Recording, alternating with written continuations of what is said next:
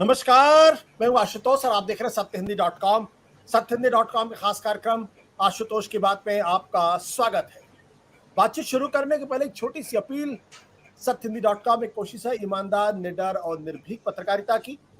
हम अपने उन लाखों दर्शकों के शुक्रगुजार हैं जो लाखों की संख्या में हमारे कार्यक्रमों को देखते हैं और हमारा हौसला बढ़ाते हैं, हमारा मनोबल बढ़ाते हैं। हम उनसे एक और छोटी सी गुजारिश करना चाहते हैं कि आप न केवल हमारे कार्यक्रमों को देखें, अगर संभव हो सके तो हमारी थोड़ी सी आर्थिक मदद भी करें। आप इस वीडियो के डिस्क्रिप्शन में जाएं, सत्य हिंदी के सदस्य बने, थोड़ा सा आर्थिक भुगतान करके ये आपकी हमारे लिए बहुत बड़ी मदद होगी, साथ ही साथ पत्रकारिता में भी आपका बड़ा योगदान होगा। और अब आज की बातचीत हम शुरू करते हैं। आज दरअसल हम बातचीत करना चाहते हैं पूर्व कानून मंत्री किरण रिजिजू। जिन लोगों को आज दिन में खबर नहीं मिली होगी वो खुद ये सुनकर हैरान होंगे कि मैं उनको पूर्व कानून मंत्री क्यों कह रहा हूं। दरअसल किरण रिजिजू पिछले कई सालों में, बल्कि मैं कहूं कुछ दशकों में, बने कानून मंत्रियों में सबसे विवादास्पद कानून मंत्री थे। जिस तरीके की टिप्पणियां उन्होंने की, एक तरीके से सुप्रीम कोर्ट की प्रासंगिकता पर ही उन्होंने कहीं ना कहीं गहरे सवाल खड़े कर दिए थे।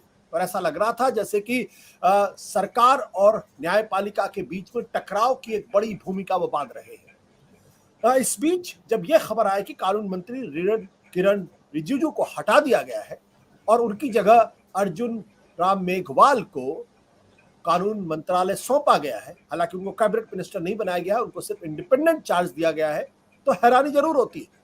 तो एक सवाल मन में आता है कि क्या किरण रिजिजू जो कुछ बयानबाजी कर रहे थे वो अपने स्तर पर कर रहे थे, और क्या उनके पीछे सरकार नहीं खड़ी थी? और अगर सरकार उनके पीछे खड़ी थी तो फिर उनको हटाया क्यों गया? क्या उन्होंने अपनी लक्ष्मण रेखा लांघ ली थी? और क्या सरकार को यह लगने लगा था कि जिस तरीके से कन्फ्रंटेशन का रास्ता खुल रहा है उससे कहीं ऐसा ना हो कि संविधान में असंतुलन पैदा हो जाए और सुप्रीम कोर्ट और न्यायपालिका सरकार से नाराज होकर कुछ और ना करे? इन सब के बीच में इस पर करेंगे चर्चा, बातचीत, जानने की कोशिश करेंगे अपने विद्वानों से, एक्सपर्ट से। लेकिन सबसे पहले आपको बता दें कि दरअसल किरण रिजिजू क्यों विवादास्पद थे और क्यों उनका मंत्रालय उनसे छिनना एक महत्वपूर्ण खबर और क्यों उस पर चर्चा होनी चाहिए।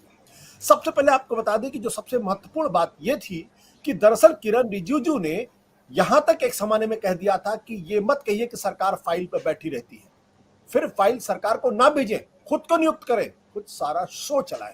कानून मंत्री सुप्रीम कोर्ट के बारे में, उनके जजेस के बारे में टिप्पणी करा, ये मत कहिए सरकार फाइल पर बैठी रहती है। इसके बाद सुप्रीम कोर्ट के सब्र का पारा फूटा। उन्होंने कहा उन्हें पावर देने दीजिए। सुप्रीम कोर्ट के बेंच ने, एक जज ने इस टिप्पणी की थी, उन्हें पावर देने दीजिए, हमें कोई दिक्कत नहीं है, हमने सुप्रीम कोर्ट को नजरअंदाज किया। लेकिन जब ऊंचे पदों पर बैठा कोई व्यक्ति कहता है कि खुद करो तो हम खुद कर लेंगे, कोई समस्या नहीं है, ऐसा नहीं होना चाहिए। जो आखिरी सेंटेंस है, ऐसा नहीं होना चाहिए, ये बहुत ही महत्वपूर्ण टिप्पणी थी। यानी सुप्रीम कोर्ट कह रही है कानून मंत्री के बारे में कि उन्हें इस तरीके की टिप्पणी नहीं करनी चाहिए। किरण रिजिजू ने इससे कुछ और भी तरीके की टिप्पणियां की थी। कोलेजियम सिस्टम के बारे में उन्होंने कहा था कोलेजियम सिस्टम संविधान के लिए अजनबी है, it's alien to the Indian constitution. दुनिया में अकेला सिस्टम है जहां जज अपने जानने वालों को नियुक्त करते हैं। इसके साथ साथ जो एक टिप्पणी जो बहुत ही विवादास्पद ये थी कि वो रिटायर्ड जजेस, सुप्रीम कोर्ट के जजेस के लिए था, जिसके बारे में उन्होंने कहा था कुछ रिटायर्ड जज एंटी इंडिया गैंग का हिस्सा बन गए। आप ध्यान से सुनिए किन शब्दों का इस्तेमाल कर, कुछ रिटायर्ड जज एंटी इंडिया गैंग का हिस्सा बन गए हैं और ये लोग ये प्रयास कर रहे हैं कि न्यायपालिका विपक्ष की भूमिका निभाए। जो लोग देश के खिलाफ काम कर रहे हैं उन्हें कीमत चुकानी होगी। यानी आखिरी सेंटेंस, उन्हें कीमत चुकानी होगी। यानी जो लोग सरकार की आलोचना कर रहे हैं उन्हें कीमत चुकानी होगी। और जब उन्होंने ये टिप्पणी की थी तो उसके बाद देश के करीब 300 से ज्यादा वकीलों ने, पूर्व जजेस ने एक तरीके से टिप्पणी की थी और कहा था कि जिस तरीके की बयानबाजी हो रही, जिस तरीके धमकी देने का काम कर रहे कानून मंत्री, ठीक नहीं है। इसके बाद किरण रिजिजू की कुछ और टिप्पणियां हैं जो बहुत विवादों में रही हैं। उनका कहना था कि जज एक बार बनते हैं, उन्हें चुनाव नहीं लड़ना पड़ता, जनता उन्हें बदल नहीं सकती, लोग देख रहे हैं जिस तरह जज काम करते हैं, इंसाफ करते हैं, जनता उनके फैसलों को देख रही है। एक और टिप्पणी थी, दरअसल वो टिप्पणी तो हाईकोर्ट के पूर्व न्यायाधीश सोढ़ी साहब ने की थी एक इंटरव्यू में कि जजों ने संविधान को हाईजैक कर लिया है। किरण रिजिजू ने ये जो उनका इंटरव्यू था, जो टिप्पणी थी, उसको शेयर किया और टिप्पणी कर दी, ज्यादातर लोगों की यही राय है, this is the same opinion of the majority of the people. तो ये जो टिप्पणियां थी पूरा देश इस बात को लेकर हैरान था कि आखिर कानून मंत्री को हो क्या गया है, वो क्यों कर रहे हैं।